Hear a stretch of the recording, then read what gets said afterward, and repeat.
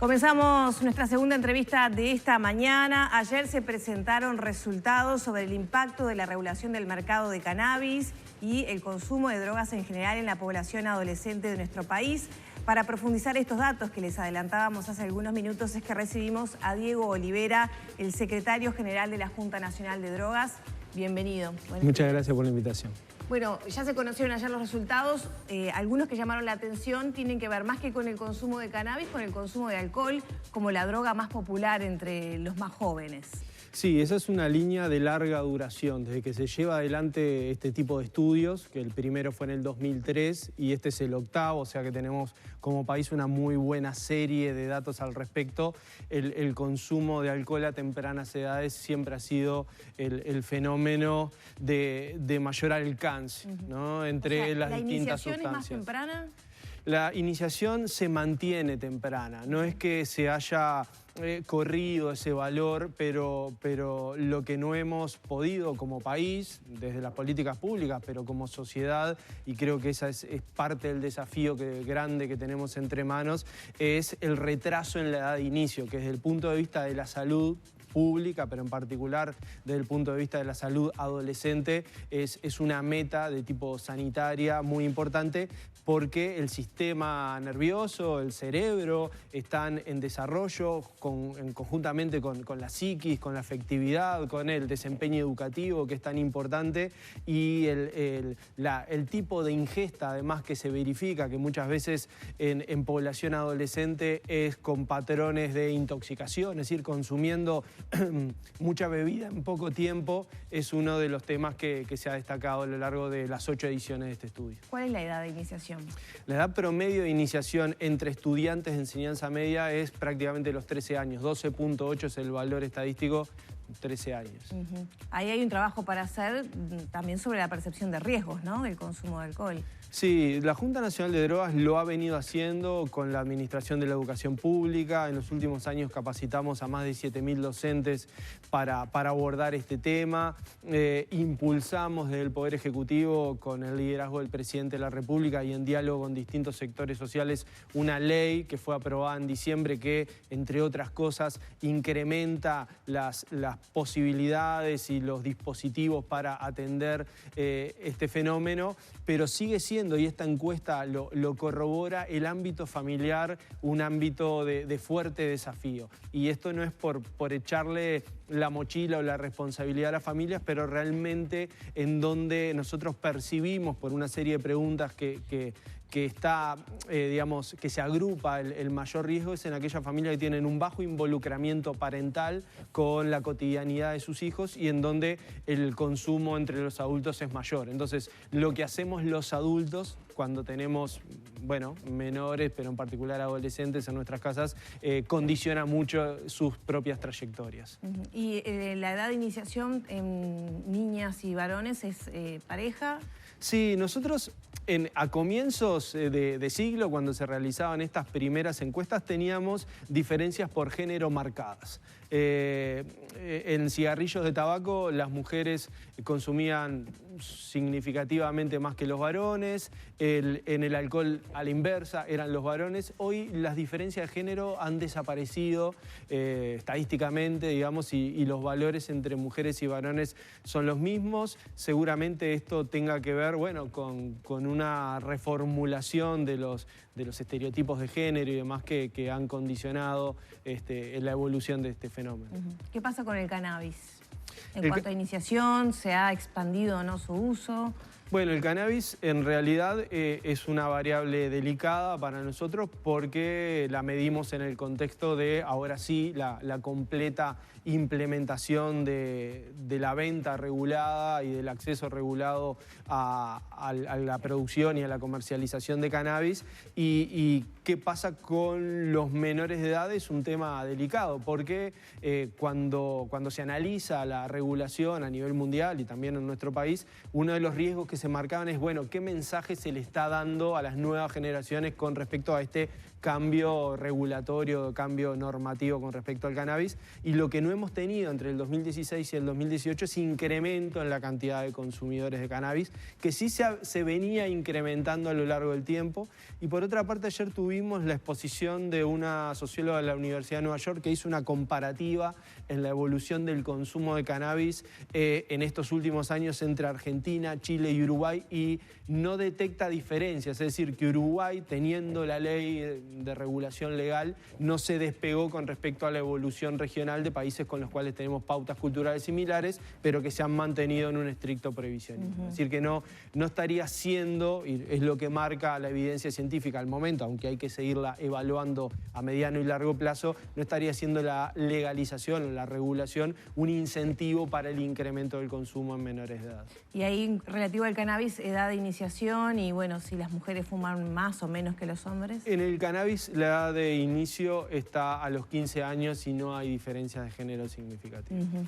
Existe entre quienes han criticado la política con respecto al tema del cannabis como argumento, entre tantos esgrimidos, la diferencia de agresividad que se tiene, por ejemplo, desde el punto de vista publicitario, de prohibición o de advertencia, fundamentalmente más que publicitario, por ejemplo, entre el cigarrillo, entre el tabaco y el cannabis, o entre el tabaco y el alcohol. Es decir, es notorio para todos que el tema de los paquetes, todos exactamente iguales, con imágenes que tratan de prevenir, es mucho más agresivo en el término, estoy hablando publicitario de la palabra, que lo que es cualquier envoltorio o cualquier botella de alcohol o de lo que fuere.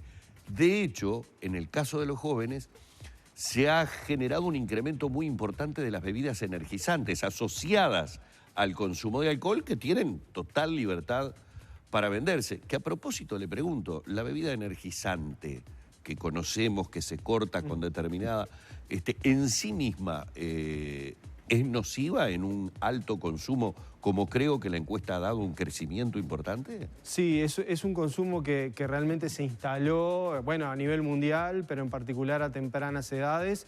Es nocivo desde el punto de vista que tiene una altísima concentración de azúcares, pero además tiene una fuerte concentración de cafeína y de otras sustancias químicas que, si bien están dentro del espectro de lo alimentario, generan una estimulación en el sistema nervioso central, es decir, prolongan la vigilia, bueno, para eso en general son utilizadas.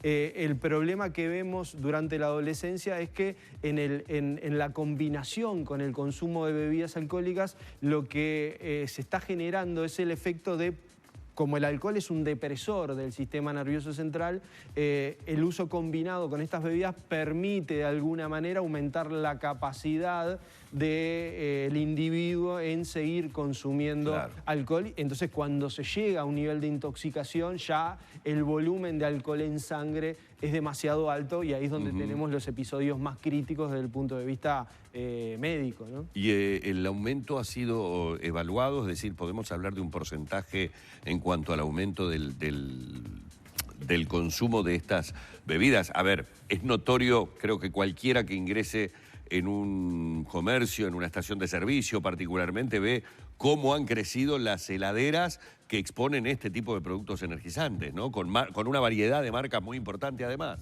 Claro, lo cierto es que si bien tenemos 8 encuestas de este tipo, las bebidas energizantes se incluyeron recién en el 2016 dentro del cuestionario. ¿Por qué? Porque, bueno, de alguna manera es un fenómeno que emergió y se instaló con fuerza en estos últimos años y decidimos empezar a medirlo. Por lo tanto, no podríamos hablar de evolución, pero lo cierto es que es un consumo que no existía hace 15 años, o que era realmente muy de nicho, ¿no? De personas que pudieran tener acceso capaz que a nivel internacional. Hoy, como tú decís, es un producto más de góndola y entendemos que va a estar afectado por la nueva política de etiquetado de bebidas con alta concentración, en este caso de azúcares, pero no es solamente la concentración de azúcar. Yo creo que el combo es lo que a ustedes más les preocupa y está bueno reiterarlo, es decir, de qué manera una bebida colabora para estimular un mayor consumo de la otra, que obviamente es más nociva, pero que en definitiva terminan siendo un dúo que cuando se llega al punto de lo que se ingirió, bueno, tenemos las situaciones que hemos tenido muchos adolescentes de llegar incluso a comas alcohólicos. Sí, también teniendo en cuenta que esta es una temporada de verano donde el tema se ha instalado por la vía de la discusión de la violencia juvenil, de los episodios, bueno, en Argentina un episodio con otro montón de componentes, pero también tuvimos en Piriápolis y claro, aparece la pregunta de cómo influye el alcohol o el consumo abusivo de alcohol en estos episodios de violencia. En Durazno el fin de semana pasado con también una pelea en la que participaron una gran cantidad de jóvenes que terminaban de salir, creo que de una reunión bailable o algo por el estilo, donde evidentemente volvemos allí. En este caso, por eso insisto con el tema y con el combo, el alcohol es el depresor, pero el que me da la energía y me permite mantener la vigilia, hacer un consumo mayor,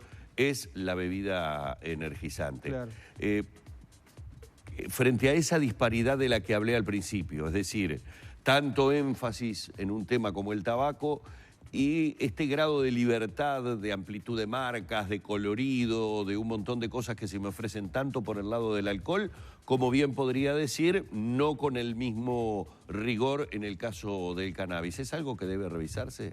Bueno, es algo que tiene que evaluarse permanentemente. Por una parte, el alcohol está sumamente instalado, no en Uruguay, sino a nivel internacional, como un producto que tiene un mercado de una gran diversificación de productos, de etiquetas, de publicidades. Hay toda una gama de productos y un énfasis en lo que es el marketing y la comercialización, que desde el punto de vista de la salud pública hay que interpelar. La Organización Mundial de la Salud hace mucho tiempo que viene interpelando esto.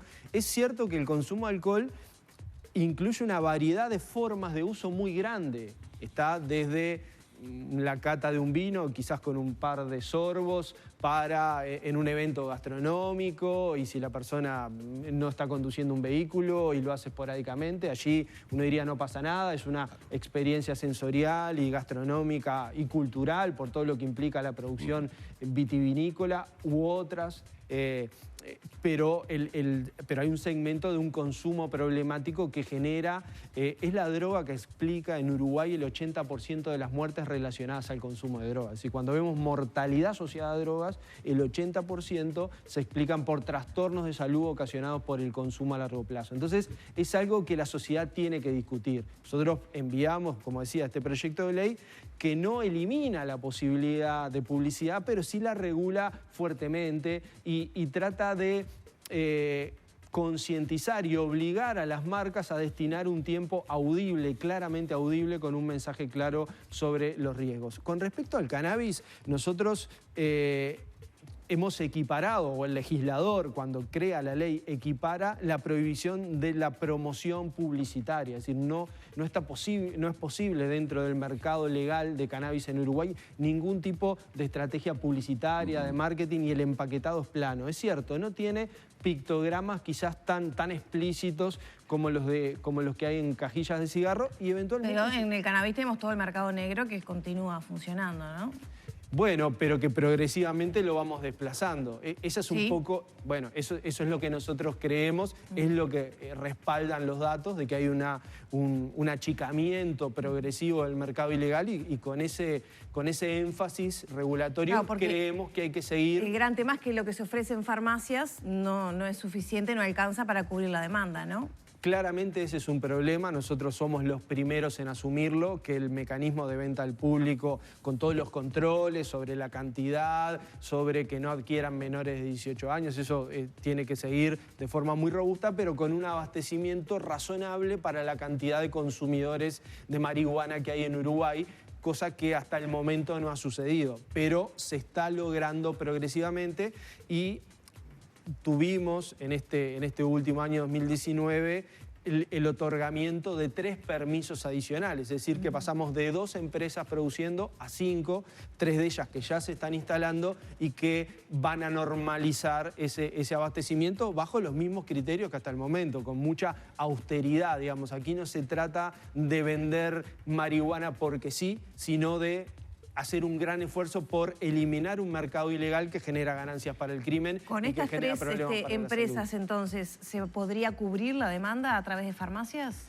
Bueno, ¿Cuál es la expectativa? se va a más que duplicar la capacidad de abastecimiento y eventualmente se dejó una lista de otras empresas que calificaron muy bien, pero no son las 3 primeras, para que la administración vaya considerando si es necesario o ampliar la cuota de producción que tienen las empresas instaladas o agregar otras empresas, porque esto se trata de irlo midiendo a medida que se va instalando.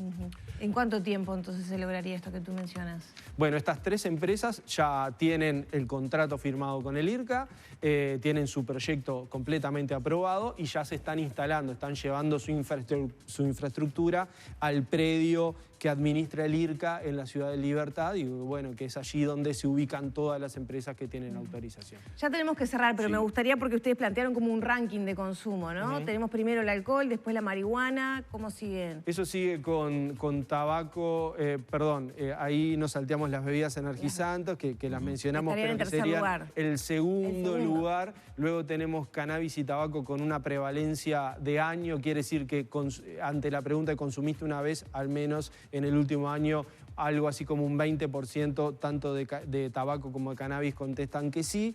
Y luego tenemos el uso de tranquilizantes con y sin prescripción médica, que es un tema también delicado y que hay que seguir de cerca. Y luego ya con niveles estadísticos muy marginales, el resto de las sustancias, entre las cuales están cocaína o otros tipos de anfetaminas que conocemos como drogas sintéticas. Vamos a agradecerle una vez más a Diego Olivera, secretario general de la Junta Nacional de Drogas, estos minutos en la mañana de Arriba Gente. Muy amable, Gracias Diego. a ustedes por la invitación.